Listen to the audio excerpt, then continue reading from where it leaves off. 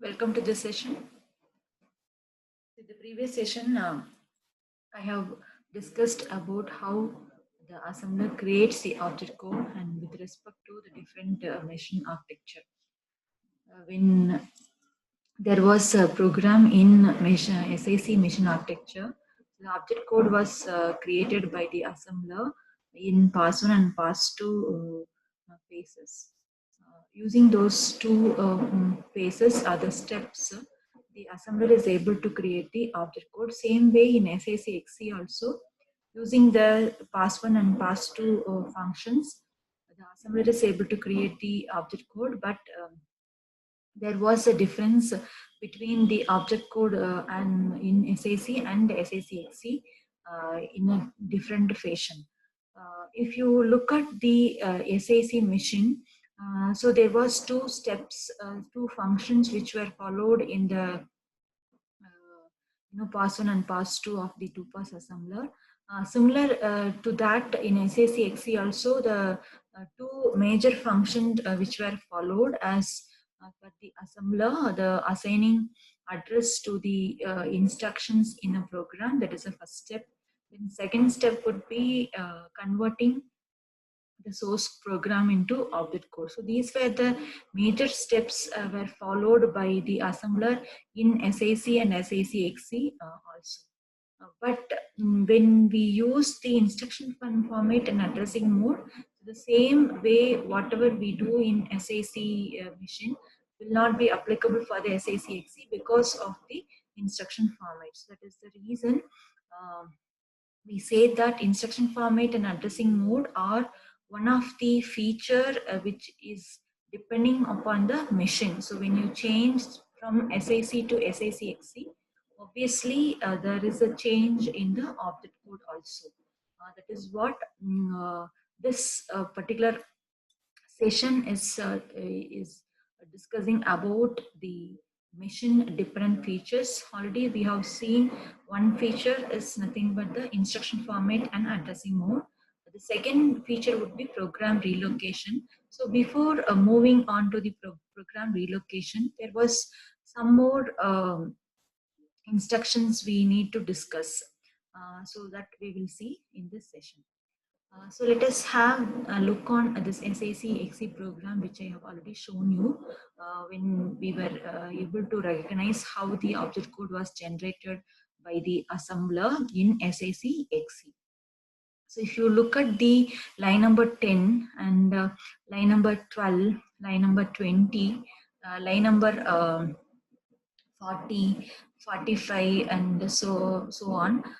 If you look at from the last, if you look at the fourth digit of the object code, so you can see the number 2 which is present in the object code, which we can make out that wherever there is a number 2 from the last digit, the fourth digit, it has number 2 that which follows the PC relative. So if you look at the entire program, most of the instruction follow the PC relative. So in SIC, the relative addressing is used more in the program than the direct addressing.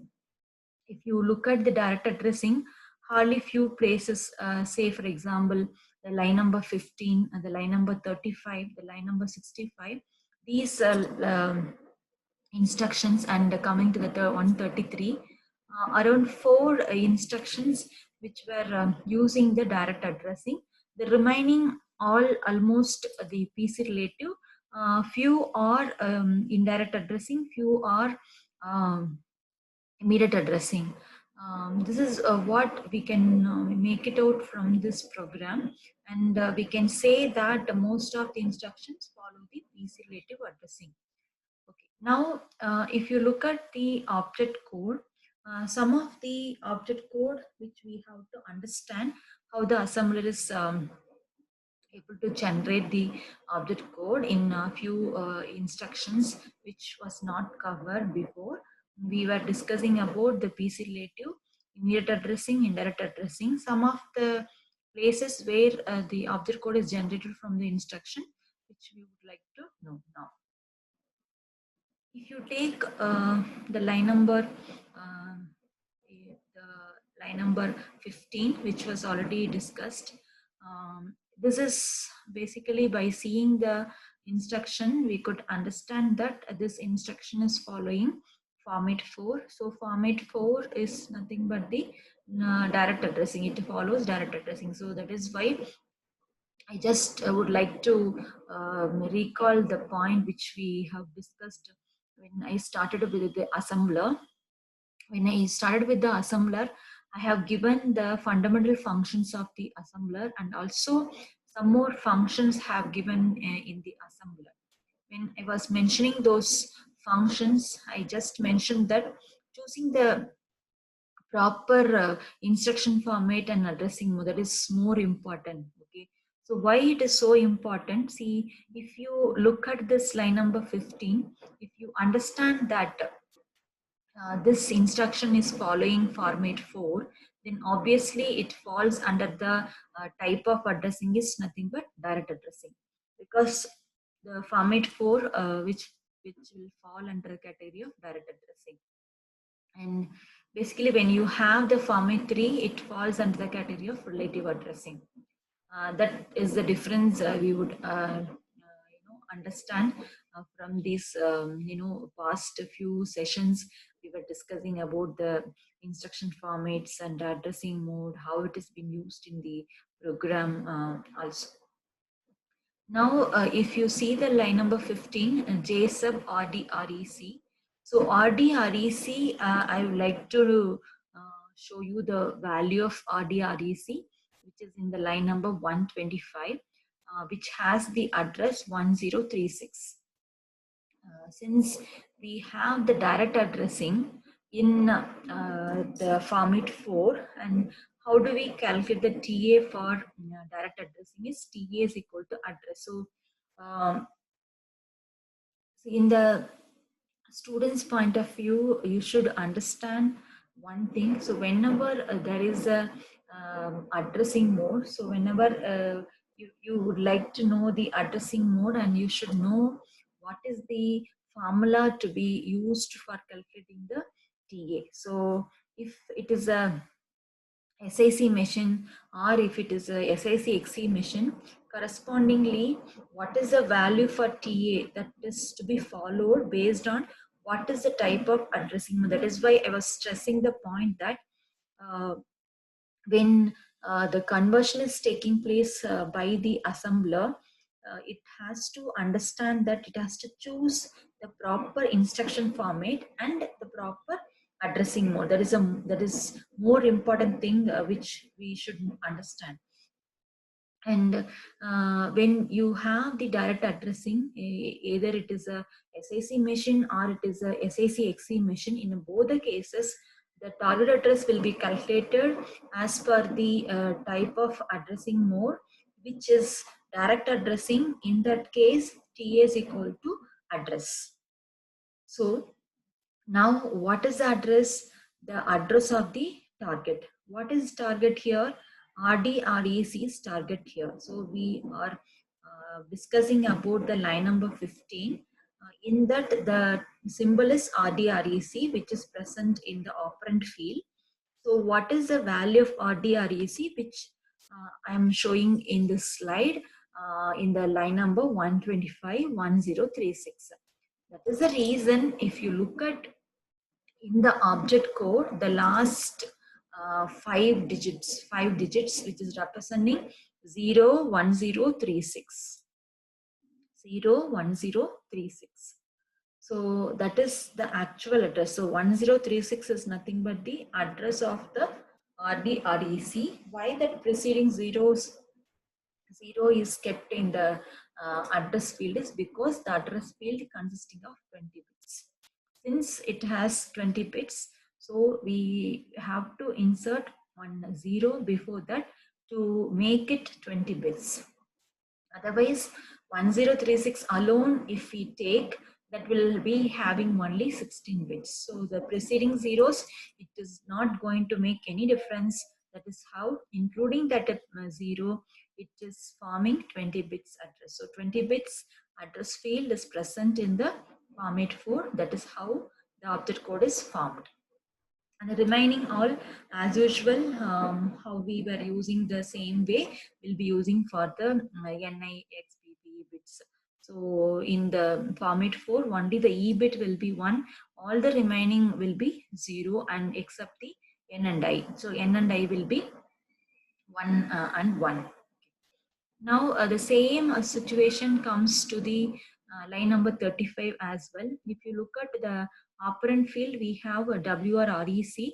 So you can make out what is the value of W or REC in the line number 210. So the 210 which shows the W or REC value is 105D. So from that you can make it out, the address field is having 0105D in the object code. The remaining all same as like the 15. The same thing is used for some other operation also, which is in the 65. This is similar to 35. So these are the another examples where the object code is created with respect to the instruction format 4. Now we'll move on to some more important things. Before that, if you take the line number 80, so the line number 80 has the byte. So as I have mentioned already, byte is used to generate the character constant. So the character constants are EOF. And if you look at the object code, wherein we have the corresponding hexadecimal value for EOF, that is why 45 for E, 4F for O, and 46 for F. And remaining 95, 100, and 100 for, there is no object code is generated.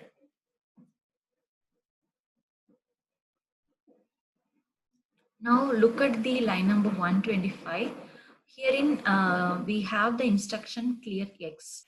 So as when the address was assigned to each and every instruction, during that time I have mentioned that the clear X is following the format 2. So since it is following format 2, then the format 2 structure would be opcode followed by R1 and R2. Herein the opcode is clear. So clear is having the value B4. So 8 bits are used for representing the opcode. So that is B4.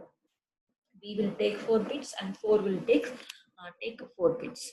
Now we have in the instruction format we have 2 registers, but in the instruction in the line number 125 we have only 1 register. So X register is used according to the numbering. For A 0 and for X it is 1. So we keep 1, the number 1 for the X register, and since there is no register, so we just keep 0 for the second register. So since we don't have the second register, we keep 0 in the object code. So this way B410 is the object code for the line number 125. Similarly, if you look at line number 130, we have a clear A. So in this A register is used. So clear is again B4, the machine equivalent is B4. Then A value, which is numbered as 0. Then second register is not there, so we keep 0 again. So B400 is the object code for the line number 130. And coming to the line number 132, wherein we have the S register. So S register is used over there. S register which is having the number 4. So that's how we will be taking 4 followed by 0 because there is no second register. So B440 is the object code for the line number 132. And if you look at the line number 150, we have COMPR A, S. So we have 2 registers, A register and S register. So A register is in the R1 field, S register is in the R2 field. So A register we keep 0 value, S register we keep the value that is number 4. So COMPR is having the machine equivalent as A0. So that is how A004 is the object code for the line number 150. Similarly, the other instruction in the line number 210 also will be followed as per the same. And coming to the line number 160, this is the one of the statement I have already discussed, which follows the base register. So whenever there is an index register, then which is following the base relative addressing mode instead the program counter relative addressing mode, and all the remaining format 3 will be following the PC relative addressing mode. So that is how buffer comma x. So in this case, when you make the instruction format in the x bit x field, the value should be 1. In the remaining all the places, x value is 0, whereas in this particular instruction, x value should be 1 as x register is used in the instruction. And coming to the line number 185, again this gives you the hexadecimal value of the input device F1. So the same thing is used here also. Wherever the input device or the output device are used, so this will be followed.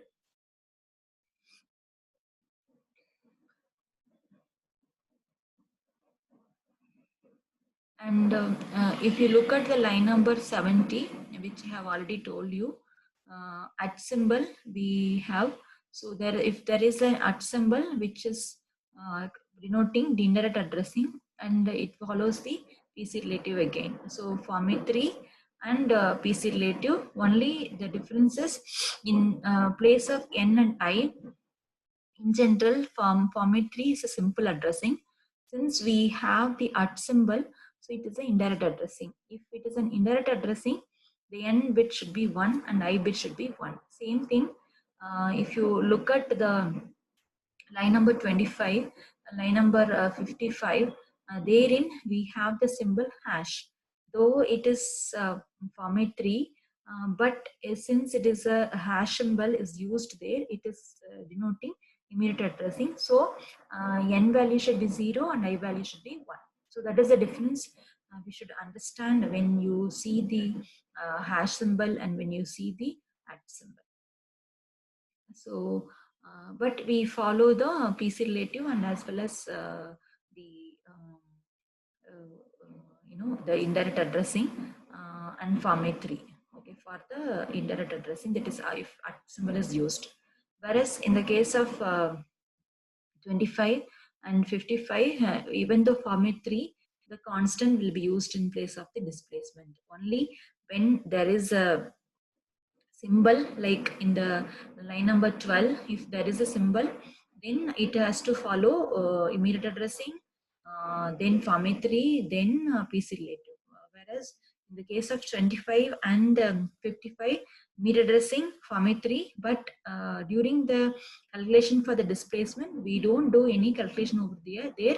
Instead, whatever the constant value, that will be the displacement. That is why if you look at the last 3 columns in the object code from the last, so it will be denoting 000 for the line number 25, and for the line number 55 it is denoting 003 because the constant is 3 in 55 and the constant is 0 in the line number 25.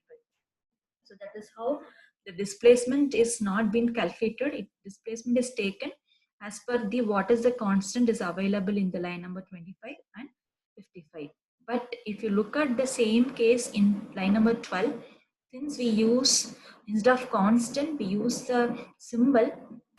So it is not taking directly the symbol value. Instead, it has to calculate the displacement according to the formula using TA is equal to PC plus displacement. So displacement is equal to TA minus PC. So whenever there is a instruction format and the corresponding addressing mode, so the TA has to be followed according to the formula which is mentioned for that particular addressing mode. So if it is a program counter, TA will be calculated as per TA is equal to PC plus displacement. Whereas if there is a base relative addressing mode, then TA will be calculated as per TA is equal to B plus displacement. And if there is a immediate operand, then TA is equal to based on what is the operand value that will be considered. So that is why displacement will be considered as what is the operand value, the same thing will be taken. And if you take the base relative, wherein if there is a index register, then index register has to be added with the base addressing. So with the address, we have to add the index register as which is mentioned already in the SAC machine. So in the SAC machine, there are only two types of addressing: direct addressing and indexed addressing. If the direct addressing is followed, then T is equal to whatever the address of the target, the same thing. Whereas in indexed addressing, T is equal to address plus X register. So the content of the X register will be added with the address. So this has to be followed in relative addressing also. When there is a index registers, then indexing to be added with the base register. So this is the formula to be followed when the particular type of addressing is being used in the program. So this is how we will be able to understand the object code is generated by the assembler in a different way in SAC and SAC-XC.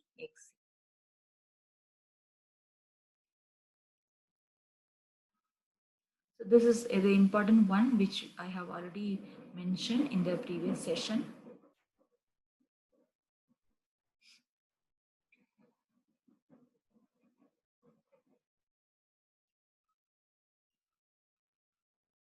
So let us move on to the next feature. The next feature is program relocation. So first of all, you should understand that what is program relocation and why do we have in the program, and because of which what happens, and how the assembler is going to deal the situation.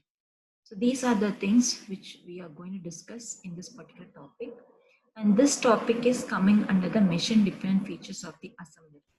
As I have already mentioned, there are two features which are there under machine dependent features of the assembler. So when you change from one machine to another machine, what are the features are going to be varied, or what are the features are going to be changed according to the machine? That's where we have discussed the first feature as instruction format and addressing mode.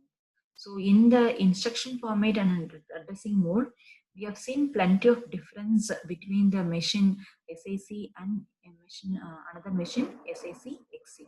So because of changing from SAC to SAC-XC, what are the changes happened in the object code that we have discussed with respect to the SAC and as well as SAC-XC.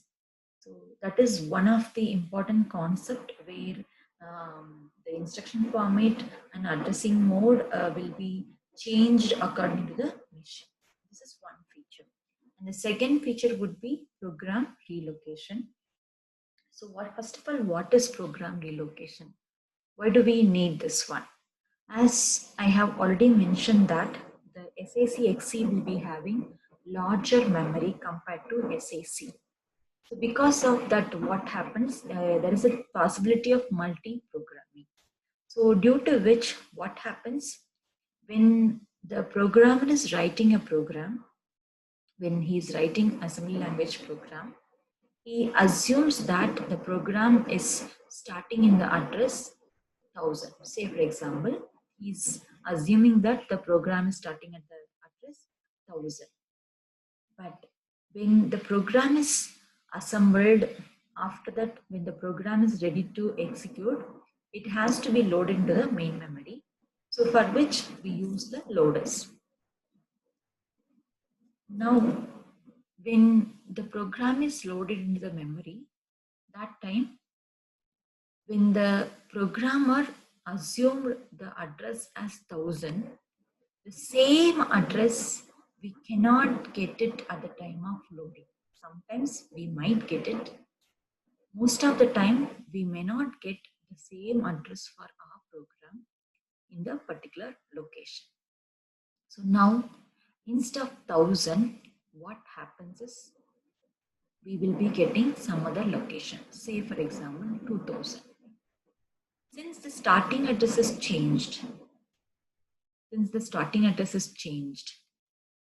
and you know that when you had SAC and SACXC, in both the cases, the first step which needs to be followed by the assembler is assign address to each and every instruction. When he assign address to each and every instruction, the assembler will be assigning the address based on the starting address, because in the pass-1 algorithm, we have seen that we use location counter. It's a variable. It is used to keep track of the address of each instruction. So when the assembler is assigning address for each and every instruction, first of all, it has to identify what is the starting address. So that is given by the programmer. So in the program, when assembler sees the opcode, the start. So in the start, we can find the starting address. So using that starting address, by identifying the starting address, it will be assigning the address to each and every instruction. If the starting address is 1000, then if suppose this is an SAC program, then assembler will be generating the address for each and every instruction, such as 1000, 1003, 1006, 1009, and so on. Because each instruction in SAC will take 3 bytes mostly. So it will be adding 3 bytes to the existing one, so that it will be able to assign the address to the next instruction. This is how the scenario, how the pass-1 algorithm is working for the SAC. Similar to that in SAC-XC, depending on the instruction format, it will be adding the number of bytes to the existing address, so that it is able to generate the address for the next instruction. So it's all depending on what is the starting address of the program, based on which it is able to do the assignment of address to each and every instructions.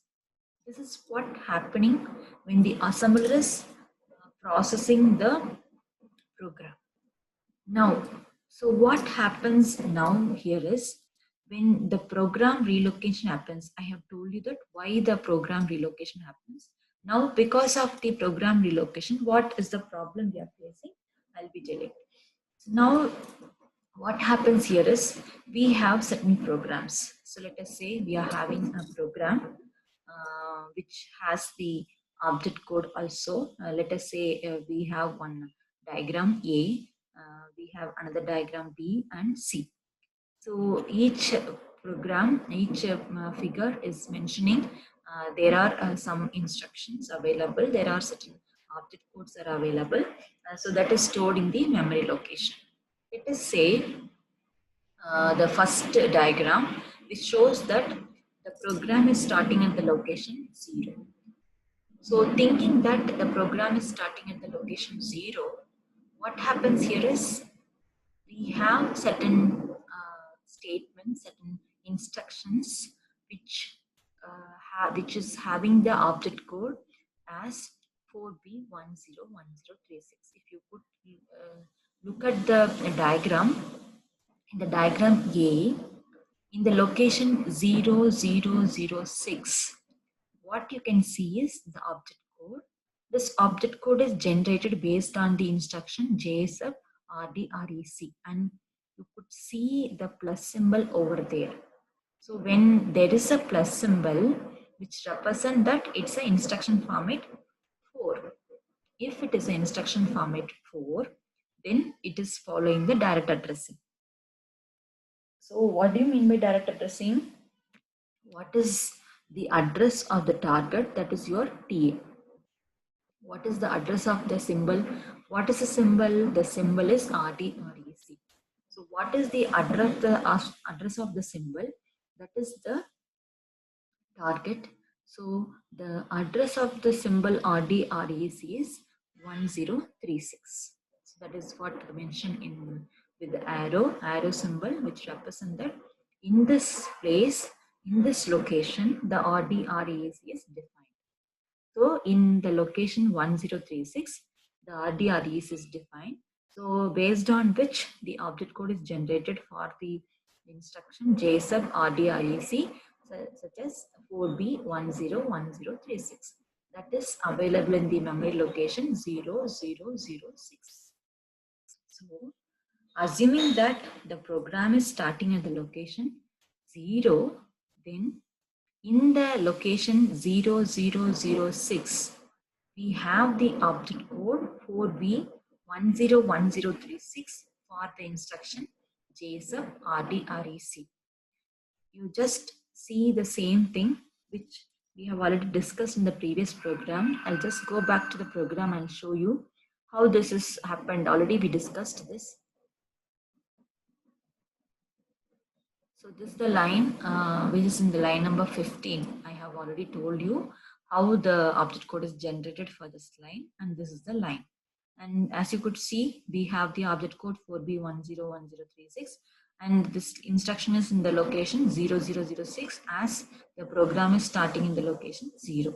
So assuming that 0000 is the starting address of the program, and we have certain instruction in the line number 15, which is in the location 0006, and we got the object code from the assembler as 4B101036. This is the case when the value of the RDREC, that is address of the RDREC, is in the location 1036, which is in the line number 125. So this already I have discussed, and now if you locate the address of the RDREC, which is there in the diagram 1036. This is the one case. Suppose, so when the program is written, the program is assumed in such a way that it will be stored in the location 0000. Okay. But at the time of loading the program, the same thing will not happen, which means the same 0 we will not be able to get. That is called as the program relocation. So which modifies the starting address of the program. The starting address of the program is relocated. Okay. Because of this, what is going to happen? That is what exactly we are going to see now. So what will happen when the program relocation happens? And because of this, how the assembler is going to manage the situation, or how the assembler is able to create the object code. So if at all it's creating the object code, will it be correct? So is there any changes need to be done? So all these things we will be discussing in the next session.